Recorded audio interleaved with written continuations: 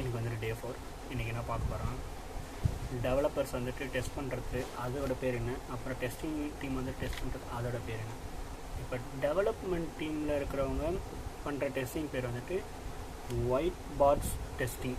அவங்க வந்துட்டு டெஸ்ட் பண்ணி அதுக்கப்புறமேட்டு டெஸ்டிங் டீமுக்கு வந்து அனுப்பிவிடுவாங்க, அதை வந்துட்டு பண்ணி. அப்புறம் டெஸ்டிங் டீம் வந்துட்டு பண்ணுற டெஸ்டிங் பேர் வந்துட்டு பிளாக் பாக்ஸ் டெஸ்டிங். அது வந்துட்டு டெவலப்பர் வந்துட்டு கொடுத்த அந்த ஃபைல்ஸ் வச்சுக்கிட்டு டெஸ்டிங் டீம் வந்துட்டு டெஸ்ட் பண்ணுவாங்க அவங்க வந்துட்டு. இதுலேயே வந்துட்டு டெஸ்டிங்கில் வந்துட்டு என்னென்னா டிஃப்ரெண்ட் டைப்ஸ் இருக்குது. இப்போ ஒரே ஒரு போர்ஷன் மட்டும் தான் வந்துட்டு டெஸ்ட் பண்ணிடணும், அதை தான் வந்துட்டு அப்படின்னா அதோட பேர் வந்துட்டு யூனிட் டெஸ்டிங். அதை வந்துட்டு டெஸ்ட் பண்ணிவிட்டு வெதர் இட் இஸ் ஓகே அப்படின்னா அவங்க வந்துட்டு நெக்ஸ்ட்டு ஸ்டெப்பை வந்துட்டு மூவ் பண்ணுவாங்க எஸ்டிஎல்சிலேருந்து.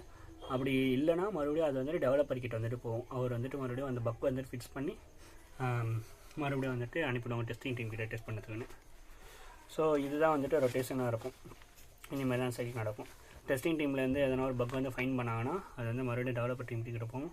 அப்புறம் டெவலப்பர் வந்துட்டு அதை வந்துட்டு இன்கேஸ் ஃபிக்ஸ் பண்ணிட்டார் அப்படின்னா அந்த பக்கு ஃபிக்ஸ் ஆனதுக்கு அப்புறமேட்டுக்காகவும் அந்த போர்ஷனை ஃபஸ்ட்டு டெஸ்ட் பண்ணுவாங்க. அதுக்கப்புறமேட்டுக்கு ஹோல் த திங்கையுமே வந்து ஃபுல்லாக டெஸ்ட் பண்ணுவாங்க. பிகாஸ் அந்த பக்கு வந்துட்டு ஃபிக்ஸ் பண்ணதுனால மிச்சம் இதுவும் வந்துட்டு எதனா ப்ராப்ளம் ஆகுதா இல்லையா அந்தமாரின்னு சொல்லிட்டு தெரியறதுக்காக.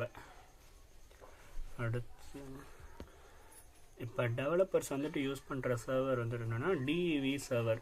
அதில் என்ன பண்ணுவோன்னா அந்த சர்வரில் வந்துட்டு என்ன பண்ணுவார்னா இவர் எழுதுகிற கோட்ஸ் எல்லாம் வந்துட்டு அந்த டிஇவி சர்வர் அதில் வந்துட்டு போட்டு ஸ்டோர் பண்ணி வைப்பாங்க. அதுக்கப்புறம் டெஸ்டிங் டீம் பண்ணுற ஒர்க்ஸ் எல்லாத்தையுமே வந்துட்டு QA சர்வர் அதில் வந்துட்டு ஸ்டோர் பண்ணி வைப்பாங்க. அண்ட் தென் வந்துட்டு ப்ரொடக்ஷன் சர்வர்னு ஒன்று இருக்கும். அதுதான் வந்துட்டு இது கன்சியூமர்ஸால் வந்துட்டு யார் வியூவர்ஸால் வந்துட்டு யூஸ் பண்ண முடியும் அந்த சர்வர் வந்துட்டு தான். இப்போ நம்ம வந்துட்டு ப்ரொடக்ஷன்ற சர்வர் தான் வந்துட்டு Instagram.com. இப்போ Instagram.dev அப்படின்னு சொல்லிட்டு அதை DEV.com அப்படின்னு சொல்லிட்டு போட்டோன்னா அது நம்மளுக்கு வந்து ஓப்பன் ஆகுது. அது டெவலப்பர்ஸ் மட்டும் தான் அந்த சர்வர் வந்து ஒர்க் ஆகும். அதேமாரி QA அப்படின்னு சொல்லிட்டு போகிறதுமே டெஸ்டிங் டீமால் மட்டும் தான் வந்துட்டு ஓப்பன் பண்ண முடியும், நம்மளால் வந்துட்டு ஓப்பன் பண்ண முடியாது. ப்ரொடக்ஷன் சர்வரில் இருக்கிறது மட்டும்தான் நம்மளால் வந்துட்டு ஓப்பன் பண்ண முடியும். It is only visible for users. இப்போ இது எல்லாத்தையுமே வந்துட்டு பண்ணி முடிச்சாச்சு. இப்போ கரண்ட்லி வந்துட்டு கொடுத்த அந்த ப்ராடக்ட் வந்துட்டு ஒழுங்காக ஒர்க் ஆகுது.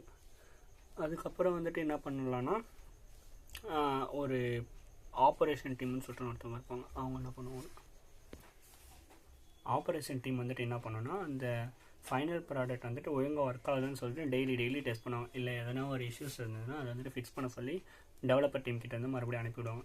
இப்போ இதுக்கு ஒரு எக்ஸாம்பிள் வந்து எடுத்து பார்த்தோன்னா இப்போ இன்ஸ்டாகிராமில் வந்துட்டு follow button or follow back button வந்துட்டு ஒர்க் ஆகலை அப்படின்னா, அது ஒரு 1 டேக்கு வந்து ஒர்க் ஆகலை அப்படின்னா அது வந்துட்டு ரொம்ப பெரிய பிரச்சனை. ஸோ அதை வந்துட்டு நம்ம டெஸ்ட் பண்ணிக்கிட்டே இருக்கணும்.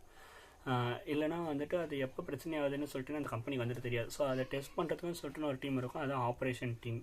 அந்த டீமோட வேலை வந்துட்டுன்னா டெய்லி வந்துட்டு அந்த இது வந்து ஒழுங்காக ஒர்க் ஆகுது, எல்லா ஃபங்க்ஷன்ஸும் வந்து கரெக்டாக இருக்கா, இல்லை ஏன்னா பக் இருந்ததுன்னா மறுபடியும் டெவலப்பர் டீம் கிட்ட வந்து அனுப்பிவிடுவாங்க. இப்போ அடுத்ததாக வந்துட்டு என்ன பார்க்க போகிறோன்னா வந்துட்டு இந்த சர்வர்ஸு அப்புறம் இந்த ப்ரெசன்டேஷன் பேக்கெண்ட் அது எல்லாத்தையும் சேர்த்து வச்ச மாதிரி ஒரு இது எக்ஸாம்பிளோட எப்படின்னா ப்ரெசன்டேஷன் லேயரில் இருக்கிறது தான் வந்துட்டு யூஸருக்கு வந்து விசிபிளாக இருக்கும். It is also known as front end. அதில் மட்டும்தான் வந்துட்டு யூஸருக்கு வந்து விசிபிளாக இருக்கும். இப்போ நம்ம Instagram.com இல்லை Instagram.login.com அப்படின்னு சொல்லிட்டு போட்டோன்னா ஃபஸ்ட்டு எத்தனை லாகின் பேஜ் வந்துட்டு வரும். சைடில் வந்துட்டு ஃபோன்களாக இருக்கும், இந்த சைடில் வந்துட்டு யூசர் ஐடி, பாஸ்வேர்டு, இமெயில் அந்தமாரி சொல்லிட்டு இருக்கும். நம்ம வந்து கொடுத்து என்டர் பண்ணுறதுன்னு சொல்லிட்டு இது வந்து presentation layer R front end. இப்போ நம்ம அதில் வந்துட்டு ஒன்ஸ் நம்ம யூசர் ஐடி அப்புறம் பாஸ்வேர்டு வந்து கொடுத்துட்டு லாகின் சொல்லிட்டு கொடுத்த உடனே என்ன பண்ணணும்னா அந்த சர்வர்டு வந்துட்டு அந்த இது ஃப்ரண்ட் எண்ட் வந்துட்டு என்ன பண்ணணும்னா நெக்ஸ்ட்டு ஸ்டெப்பாக ரிக்வெஸ்ட் வந்து ரைஸ் பண்ணும் இன்ஸ்டாகிராம் சர்வருக்கு வந்து. அந்த இன்ஸ்டாகிராம் சர்வர் வந்துட்டு எப்படி போகும்னா நான் அதை காமிக்கிறேன். அந்த இது இந்த ஃப்ளோவில் அது வந்துட்டு ஃபஸ்ட்டு போயிட்டு மெட்டாவில் இருக்கிற எல்லா சர்வர்ஸ்கிட்டையும் போயிட்டு ஒன்றுத்தையும் ஆக்சஸ் பண்ணும். இதுதான் வந்துட்டு இன்ஸ்டாகிராம் சர்வர், இதுதான் இதுதான்னு சொல்லிட்டு கடைசி இன்ஸ்டாகிராம் சர்வர் எதுவோ அந்த சர்வரை ஃபஸ்ட்டு வந்து கண்டுபிடிக்கும். இப்போ மெட்டா கீழே வந்துட்டு நிறைய சாஃப்ட்வேர்ஸ் வந்துட்டு இருக்குல்ல, அதனாலன்னு சொல்லிட்டு ஃபஸ்ட்டு அந்த சர்வர் அது வந்துட்டு அந்த ரெக்வஸ்ட் வந்து கண்டுபிடிச்சி அதுக்கப்புறமேட்டுக்கா இந்தமாரி இந்த ஐடி பாஸ்வேர்டு வந்துட்டு வந்துருக்கு, இது இருக்கான்னு சொல்லிட்டு டெஸ்ட் பண்ணணும்னு சொல்லிட்டுன்னு டேட்டா பேஸ் கிட்டே போய்ட்டு வந்து பார்க்கும்.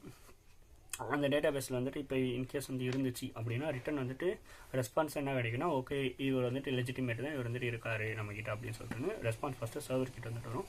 இந்த சர்வரில் வந்துட்டு மறுபடியும் ஃப்ரண்ட் அண்ட் கிட்ட போயிட்டு அப்போ என்னென்னலாம் அவுட்புட் வந்து காட்டணும்னு சொல்லிட்டு டேட்டா பேஸ் கிட்ட இருந்து அந்த அவரோட யூசர் நேமு, அவரோட இது, எவ்வளோ போஸ்ட்டு, அவரோட பயோடேட்டா எவ்ரிதிங் வந்துட்டு அந்த இது எடுத்துன்னு வந்துடும் அந்த சர்வரில் இருக்கிறது, அந்த கொடுத்த ரிக்வஸ்ட்லேருந்து. அது கெட் பண்ணி இந்த இடத்துல வந்துட்டு ஃப்ரண்ட் அண்டில் நம்மளுக்கு வந்துட்டு விஷுவலாக வந்துட்டு காமிச்சிடும். ஸோ இந்த மாதிரி தான் வந்துட்டு அந்த ப்ராசஸ் வந்துட்டு போகும்.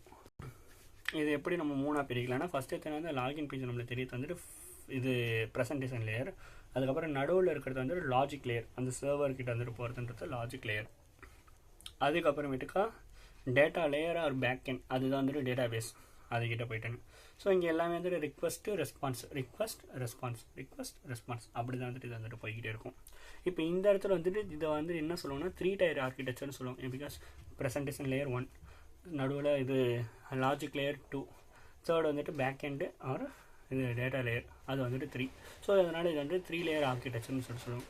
இப்போ 3 லேயருக்கு மேலே வந்துட்டு போச்சுனாலே அது வந்துட்டு என் லேயர் அப்படின்னு சொல்லுவோம். என் டயர், சாரி 3 tier அப்படின்னு சொல்லுவோம். 3 லேயரில் 3 tier. அதுக்கு 3க்கு மேலே வந்துட்டு போச்சுன்னா அது வந்துட்டு என் டயர் ஆர்கிடெக்சர் அப்படின்னு சொல்லுவோம். இப்போ என் டயர் ஆர்கிடெக்சருக்கு வந்துட்டு எக்ஸாம்பிள் எப்படி இருக்குன்னா, ப்ரெசன்டேஷன் லேயர் 1 தான் இருக்க போகுது, அதுக்கப்புறம் சர்வர் வந்துட்டு மேபி 2 இருக்கலாம், இல்லைனா வந்துட்டு டேட்டா பேஸில் வந்துட்டு 2-3 இருக்கலாம். அதெல்லாம் வந்துட்டு என் டயர் ஆர்கிடெக்சரில் வந்துடும். நம்ம வந்து 4 tier 5 tier அப்படிலாம் சொல்லக்கூடாது, என் டயர் ஆர்கிடெக்சரில் வந்துடும். அண்ட் தென் ஸோ இதுதான் இன்றைக்கான இது. இன்றைக்கான இதில் ஓவர் வந்துட்டு இப்போ பார்க்கணுன்னா டெஸ்டிங் பற்றி எப்படி பண்ணுறாங்க, அதுக்கப்புறம் அவங்களோட பேருங்க என்ன, யார் யார் என்னென்ன ரோல் ஒர்க் பண்ணுவாங்க, அண்ட் தென் எப்படி அந்த ஹோல் வெப் அப்ளிகேஷன் வந்துட்டு ஒர்க் ஆகுது அப்படின்னு சொல்லிட்டு. இப்போ 1 tier வந்துட்டு ஒரு எக்ஸாம்பிள் சொன்னால் சிங்கிள் பேஜ் அப்ளிகேஷன் சொல்லுவாங்க. சிங்கிள் பேஜ் வெப் இல்லை சிங்கிள் பேஜ் வெப்சைட் அப்படின்னு. அது வெறும் ப்ரெசன்டேஷன் லேயர் மட்டும் தான் இருக்கும், அதுக்கு வந்துட்டு சர்வர் இருக்காது, பேக் எண்ட் இருக்காது, அந்த மாதிரி சொல்கிறேன். அது வந்து single page 1 tier. I think so, எனக்கு இது வந்து கன்ஃபார்மாக வந்துட்டு தெரியல. அப்புறமா தெரிஞ்சதுன்னு வந்துட்டு லேட்டரான வீடியோவில் வந்துட்டு போடுறேன், இல்லை உங்களுக்கு தெரிஞ்சதுன்னா சொல்லுங்கள்.